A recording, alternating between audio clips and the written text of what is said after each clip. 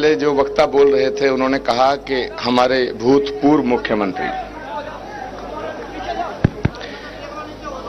मैं कहना चाहता हूं अशोकनगर की पवित्र भूमि से कि कमलनाथ जी भूतपूर्व मुख्यमंत्री नहीं है, कमलनाथ जी अभूतपूर्व मुख्यमंत्री हैं।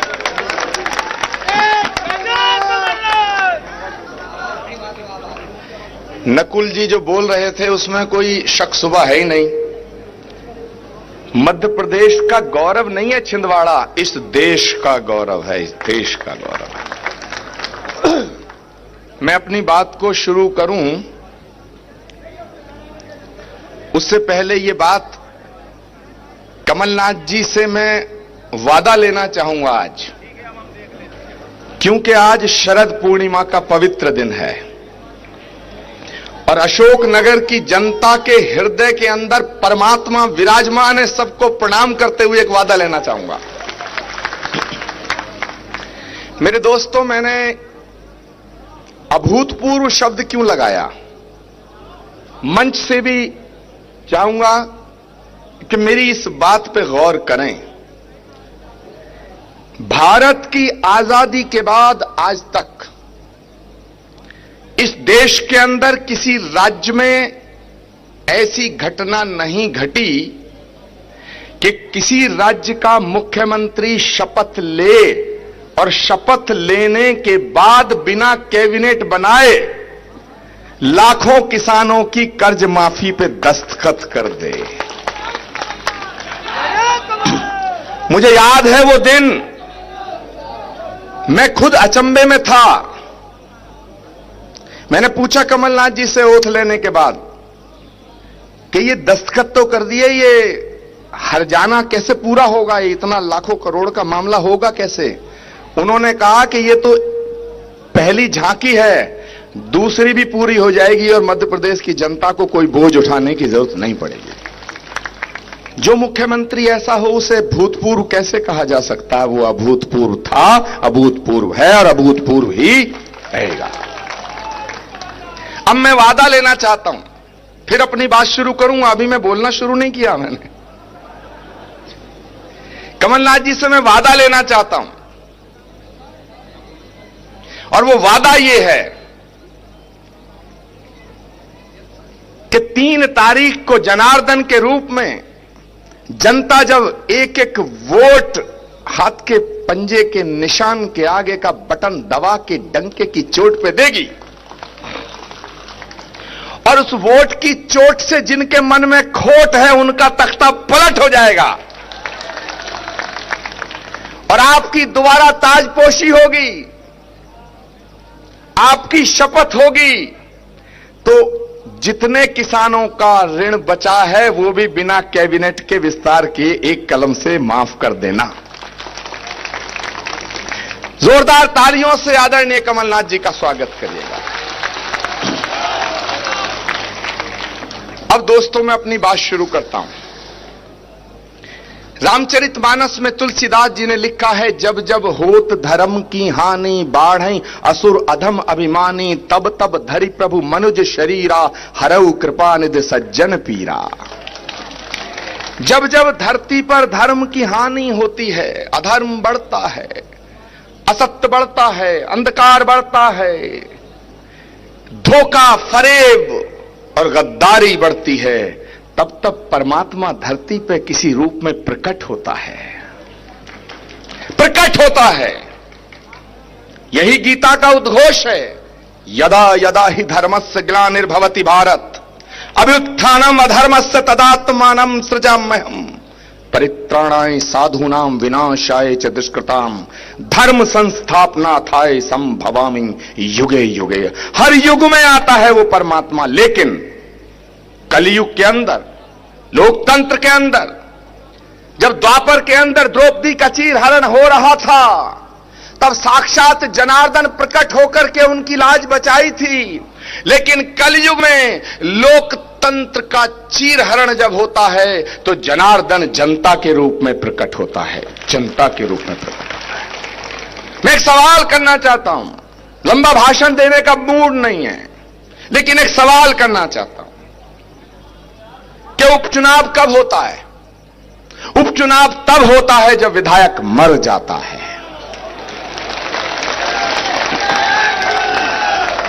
बताइए, ऐसे ढीले ढीले नहीं, हाथ खड़े करके बताइए, उपचुनाव कब होता है? जब विधायक मर जाता है।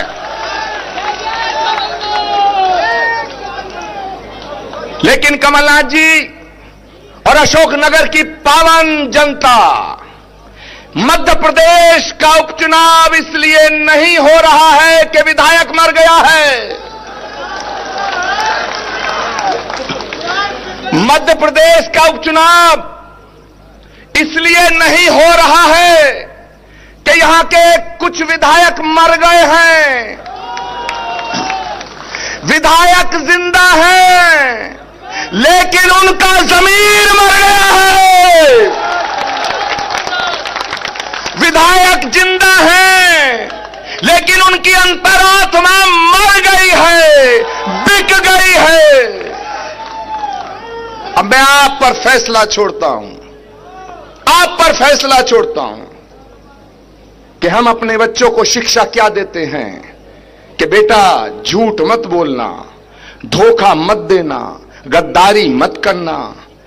आज वो वक्त है, ये 3 तारीख का जो वक्त है, ये वो वक्त है जो हमारी परीक्षा की घड़ी नहीं है मेरे दोस्तों, जनता की परीक्षा की घड़ी है कि वो उसके साथ खड़े होना चाहते हैं जिसने कमलनाथ की पीठ में खंजर भोंका, या उसके साथ खड़ा होना चाहते हैं जिसने वो खंजर झेला।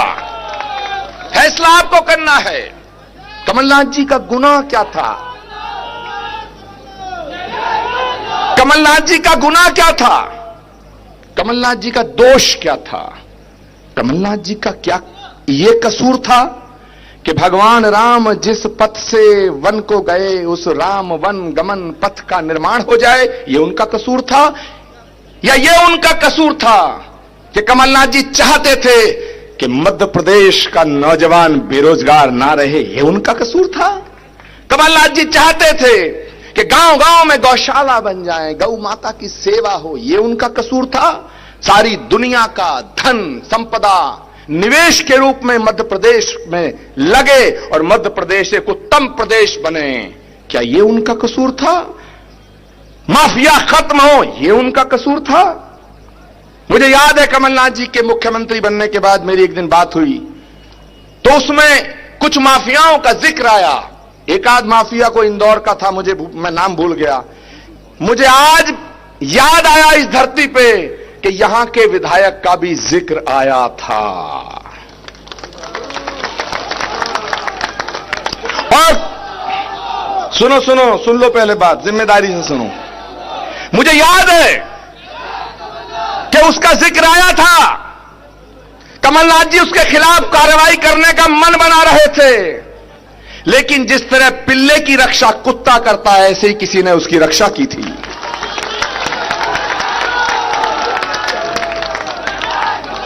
मेरे दोस्तों, मैं हजारों किलोमीटर दूर से चल के आया हूं, वहां से चल के आया हूं जहां पुराणों में लिखा है कि भगवान कृष्ण का कलयुग में होने वाला अवतार कल की अवतार के रूप में संभल नामक स्थान पर अवतार लेगा। मैं उस कल की पीठ के पीठाधीश्वर के रूप में सेवारत होते हुए ईश्वर को साक्षी रख के एक बात कहना चाहता हूं, आज इस पवित्र भूमि से कहना चाहता हूं कि तब तो उसे बचा लिया गया था, लेकिन 10 तारीख को जब ओथ सेरेमनी निपटेगी तो 1 हफ्ते में ये जेल में होगा। इसने जितने कब्जे किए हैं और उस पर इमारतें बनी हैं उनमें बुलडोज कर दिया जाएगा। डरने की कोई बात नहीं है मेरे दोस्तों। एक बात जान लेना, शुरुआत में जब हमारे तक कहा गया कि आशा दोहरे गरीब है, आशा दोहरे गरीब नहीं हो सकती है, कमलनाथ जी का सानिध्य जिसके ऊपर हो गरीब नहीं हो सकता है। जनता का समर्थन जिसके साथ हो वो गरीब नहीं हो सकता है। जनता का समर्थन, पवित्र जनों का आशीर्वाद और सानिध्य जहां होता है वहीं परमात्मा की कृपा शक्ति बन के प्रकट हो जाती है। मैं आपसे अंत में एक निवेदन करके जाना चाहता हूं, और निवेदन नहीं है, पुराणों की, धर्म ग्रंथों की बहुत सुंदर सुंदर प्रसंगों को लेकर के दो बातें करके जाना चाहता हूं कि हमारे धर्म ग्रंथों के अंदर त्रेता युग, द्वापर युग, कलयुग और सतयुग, 4 युगों का वर्णन है। इस 4 युग में कलयुग चल रहा है। त्रेता युग में भगवान श्री राम का अवतार हुआ था, द्वापर में भगवान श्री कृष्ण का अवतार हुआ था, लेकिन कलयुग में अवतार होना बाकी है। मगर तीनों युगों के मामाओं का जिक्र करना चाहता हूं। मैं किसी का नाम भी नहीं लेना चाहता। मेरी मां कहती थी कि शैतानों का नाम ज्यादा नहीं लिया करते हैं। कमलनाथ जी, त्रेता में एक मामा हुआ जिसका नाम था मारीच। याद है ना? मारीच ने सीता मैया का हरण करने के लिए प्रपंच रचा था, छल करा था। द्वापर के अंदर एक मामा हुआ कंस, जिसने अपनी बहन देवकी की संतानों का वध किया था। और वो वध कमलनाथ जी क्यों किया था? सिर्फ अपनी सत्ता को बरकरार रखने के लिए किया था। और महाभारत के कुरुक्षेत्र काल में एक मामा हुआ शकुनी, जिसने पांडवों को बर्बाद करने के लिए छल और प्रपंच रचे थे। अब 3 मामा का जिक्र हमारे पौराणिक इतिहास में है, प्राचीन काल में है। आज कलयुग में बहुत अच्छी बात कहूंगा जो आपके दिलों तक जाए तो हाथ खड़े करके मुझे नवाजना, आशीर्वाद देना। और मेरी आत्मा की आवाज अगर आपकी अंतरात्मा की आवाज को छू ले तो एक एक वो डंके की चोट पर हाथ के पंजे के सामने वाला बटन दबा के दबाना, डंके की चोट पे। अब मैं जो कहने जा रहा हूं उसे सुनिए कि त्रेता युग का मारीच मामा, द्वापर का कंस और द्वापर का दूसरे चरण का मामा शकुनी, अगर तीनों को मिला के एक कर दिया जाए तो कलयुग का एक शिवराज मामा बनता है। एक बनता है। जितना छल फरेब, कपट, नौटंकी, नाटक, झूठ उन तीनों में था, भगवान की कृपा कहूं या इसके कर्म, इसमें अकेले में आ गया। मेरे दोस्तों, मैं अपनी वाणी को विराम देना चाहता हूं, लेकिन जाते जाते एक बात आपके श्री चरणों में रखना चाहता हूं कि जब जब कोई साधु घर आता है उसे दक्षिणा दी जाती है। कोई उसे अनाज देता है, कोई गैया देता है, कोई आटा देता है, कोई चावल देता है, कोई जमीन देता है, कोई आश्रम के लिए धन देता है। मुझे तुमसे कुछ नहीं चाहिए, मुझे तुमसे कुछ नहीं चाहिए। यदि देना है तो आशा दौरे के लिए मेरी झोली में वोट की भीख दे देना।